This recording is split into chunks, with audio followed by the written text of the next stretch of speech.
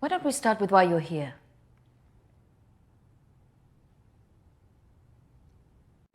Oh, I'm sorry, Dominique, I'm not here to be a patient. I just wanted to ask you a few questions. I call the people who come to see me, Christina, clients. Patients sound as if you're not getting out of here.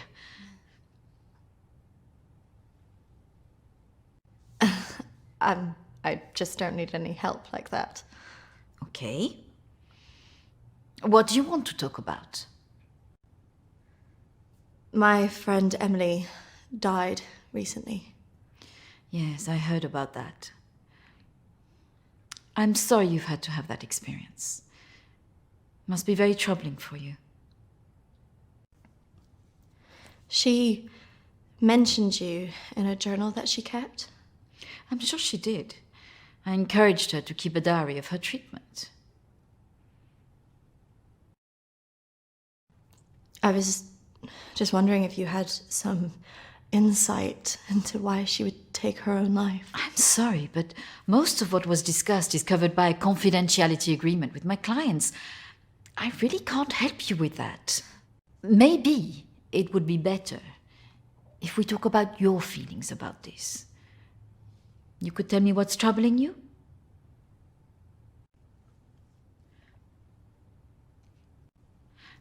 Close your eyes and listen carefully to my voice.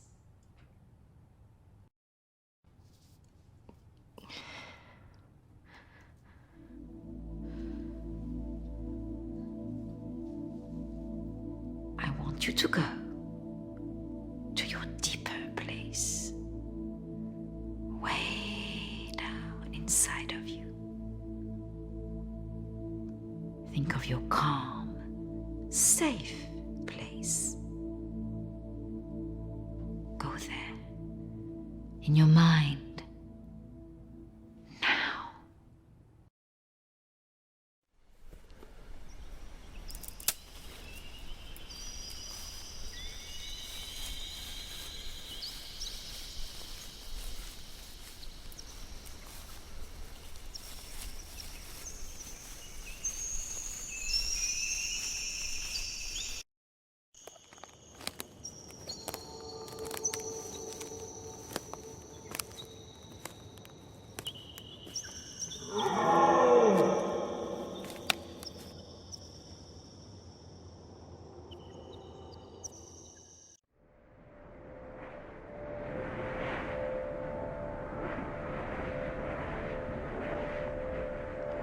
That's good, Christina. As you go deeper into the woods, the deeper you go into yourself. I look in the mirror and I just hate myself. I feel exhausted.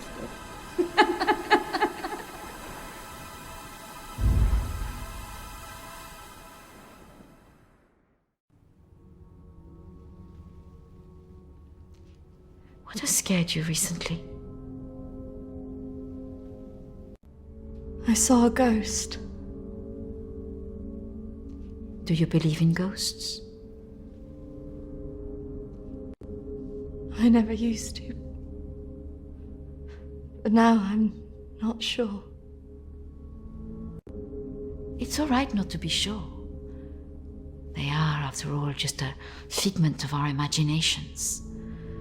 Representations of our anxieties and guilt.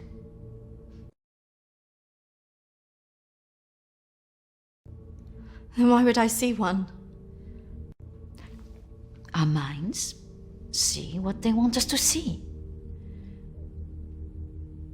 Do you believe in the afterlife? I didn't. But now I'm not sure. Do you believe in carrying on when everything else looks hopeless? I'm not sure. Tell me about your relationship with your parents.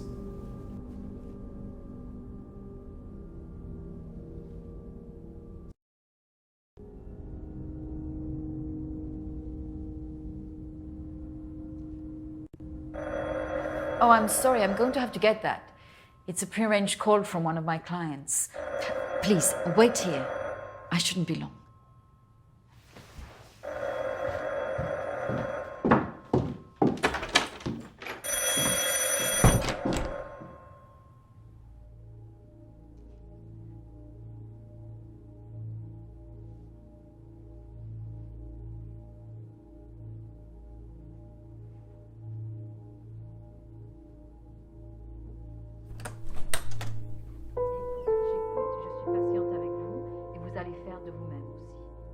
Et la prochaine fois, quand vous viendrez, voilà, nous allons vraiment travailler là-dessus. Ça ira beaucoup mieux et vous verrez. Non, surtout ne faites pas ça. Reste calme. Voilà, je suis là, je vous écoute. Non. Il ne faut surtout pas faire ça. Vous avez tellement bien travaillé la dernière fois. Très bien, voilà. Peut-être plus tard, après, oui. Patience. Beaucoup de patience.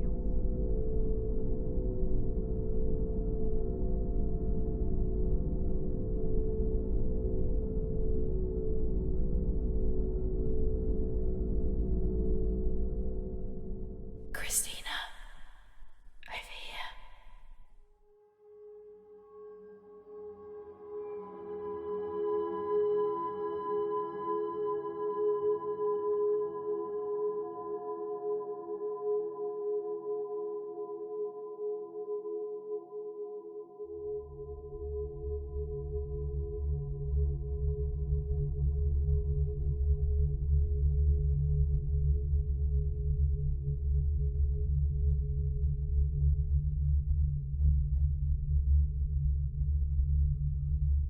Come on, over here.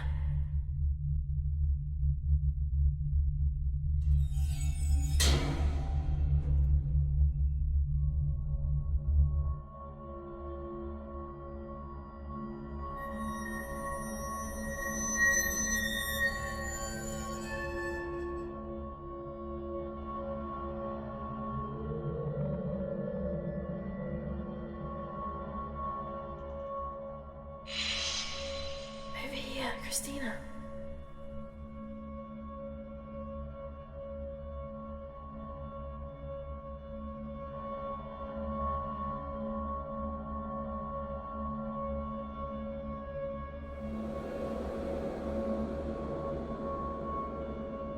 In here.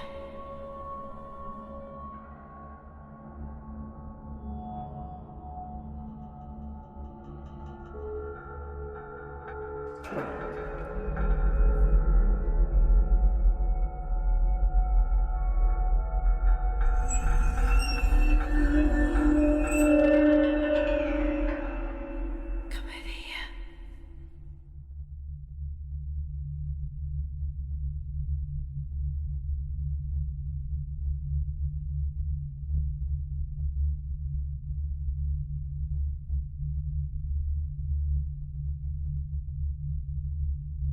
In here.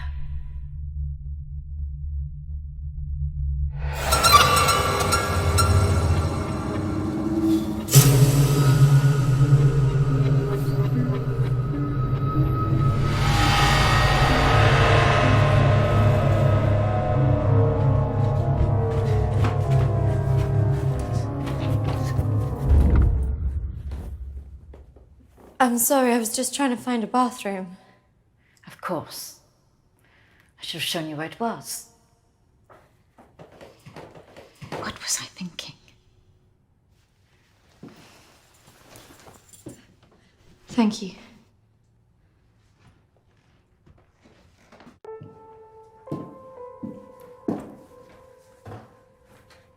Thank you for your help. Not at all. You're an interesting girl, Christina. I hope you find the answers you're looking for. Do speak to Reverend Peter at the church. I'm sure he can help you with this.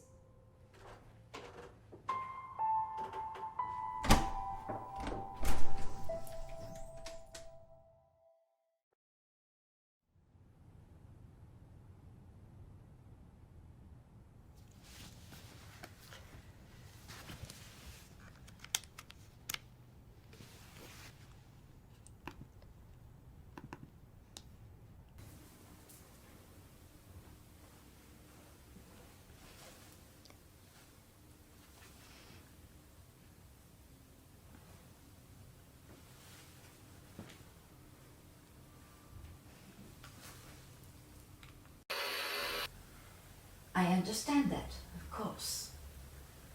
But can you explain to me why you think a dead person is talking to you? It doesn't talk to me. She puts thoughts in my mind. How is this affecting you? I feel her here every day, especially at night. As though I'm always being watched. What she used to say was comforting. But now it's things that frighten me. I'm concerned that this imaginary friend is affecting your emotions so much. Imaginary. She is as real as you are. Please, keep talking to me, Emily. It's important you explain this. I can't. Why not? Because he's right there, standing behind you.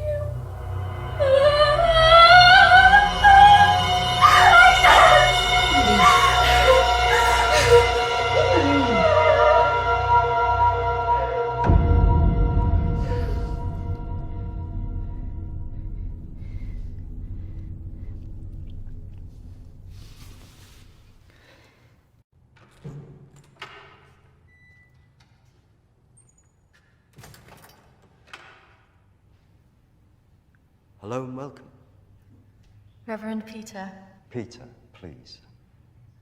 It's Christina, isn't it? How can I be of help? There were a few things I wanted to ask you. Well, after a bereavement, people often want answers.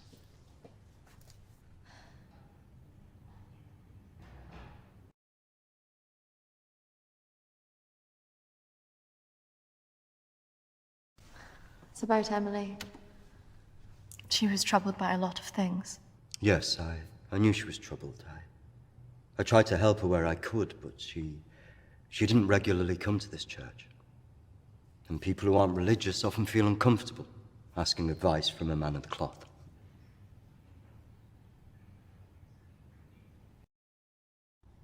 Emily talked about seeing ghosts here in the village. And it's something that I've experienced as well. It's very common after a death like this to have such experiences, even for those that don't believe in the paranormal.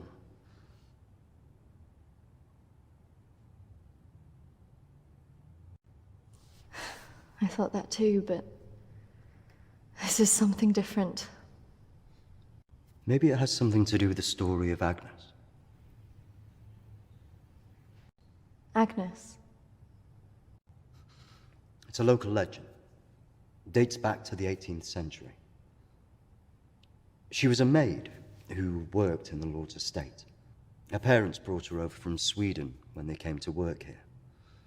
The story goes that she had an affair with the Lord. When she fell pregnant, he was horrified that she wanted to legitimize the relationship. It was all very different back then, of course.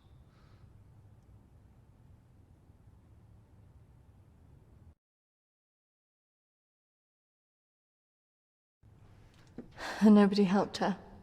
Not from the village, no. And the staff from the house, well, they turned their back on her because of the shame of it.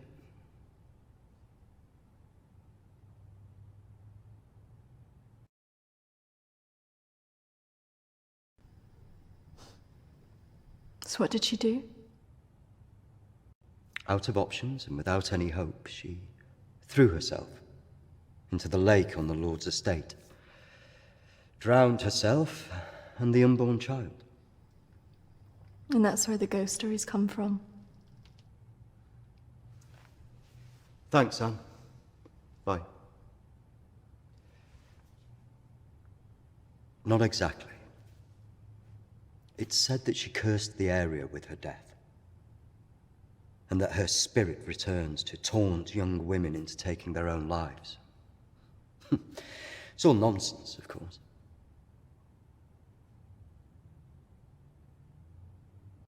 But there are more suicides here than normal. Some areas are more prone to this than others. The sad fact is, suicide hotspots occur more often than you'd think.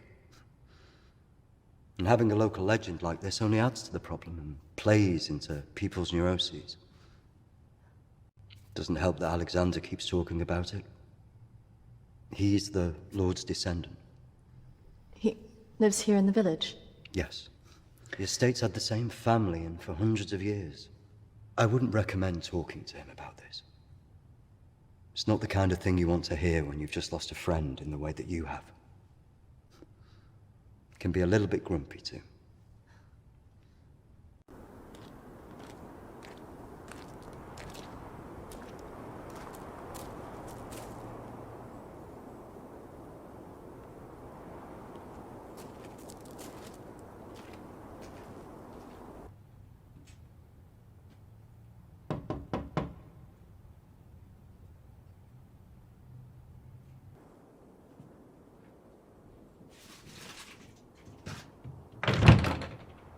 Hello, Alexander? Yes, what do you want? I believe I met a colleague of yours today, Dominique. She mentioned to me that you worked at the clinic. I was hoping I could ask you some questions. Very well. Come in. Thank you.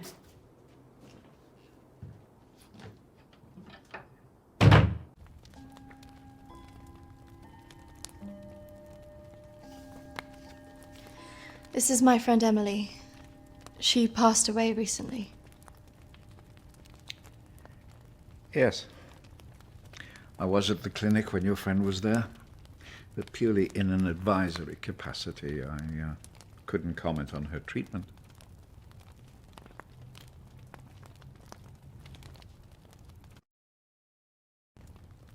Advisory? At the clinic? Yes, I retired as a surgeon many years ago, but I would be called back to advise the psychiatric team from time to time.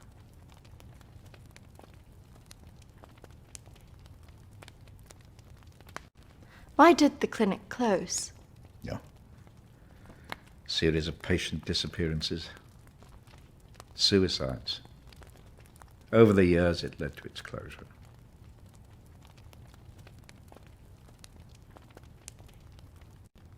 And anything else?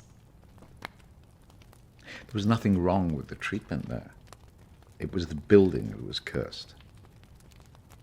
So you believe there's some truth in this curse? Oh, yes. This house has been under dark clouds for hundreds of years.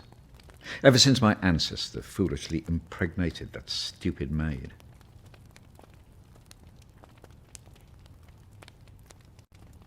Do you live here on your own? Now, yes. My wife left years ago. I would have gone too if I hadn't have believed that I would have taken the curse with me.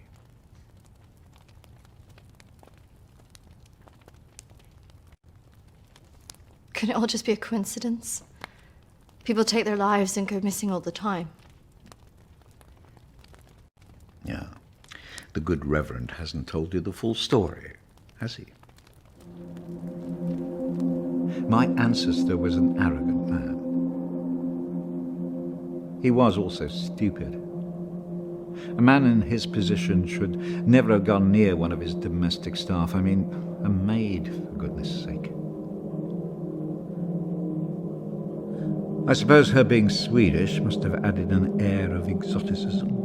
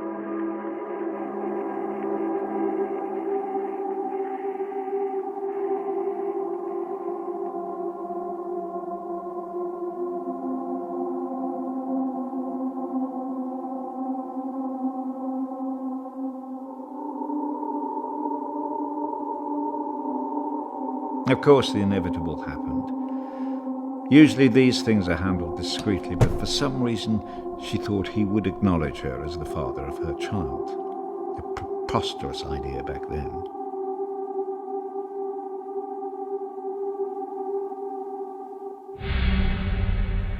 She had to leave, of course.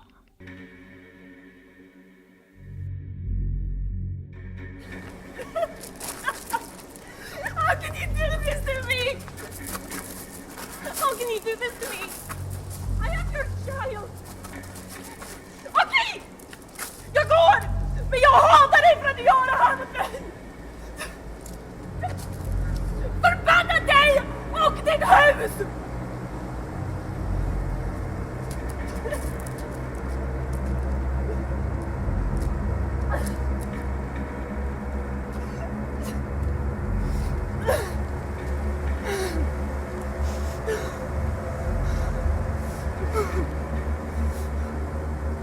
The other staff turned their backs on her. Nobody in the village would help.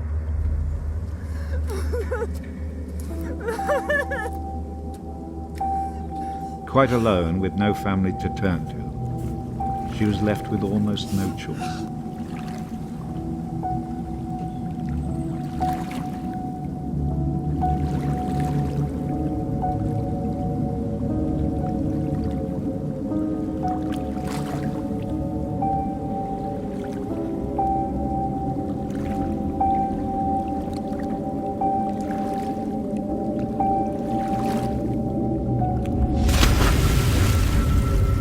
They say that a soul that dies in a state of rage leaves a curse.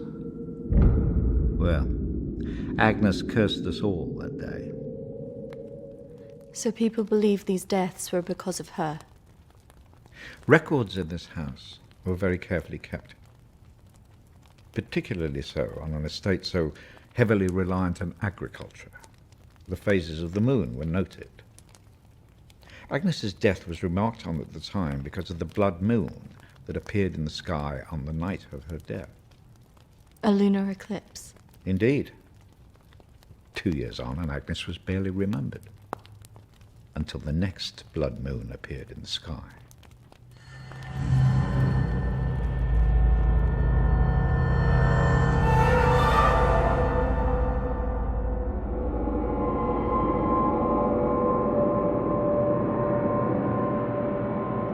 That night, a maid in the house swore she'd seen Agnes on the stairs, whispering to her.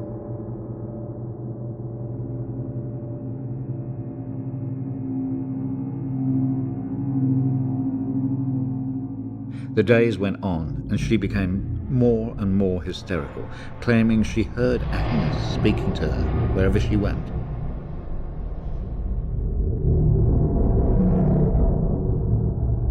The next morning, the estate steward found the maid hanging from a tree.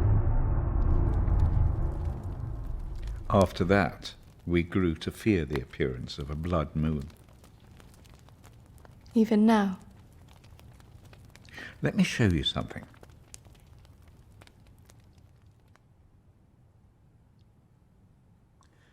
Out there used to be the outbuildings that the servants lived in. What happened? I had it burned to the ground. When one of the servants started complaining about a woman who'd be seen in the building at night, I'd finally had enough.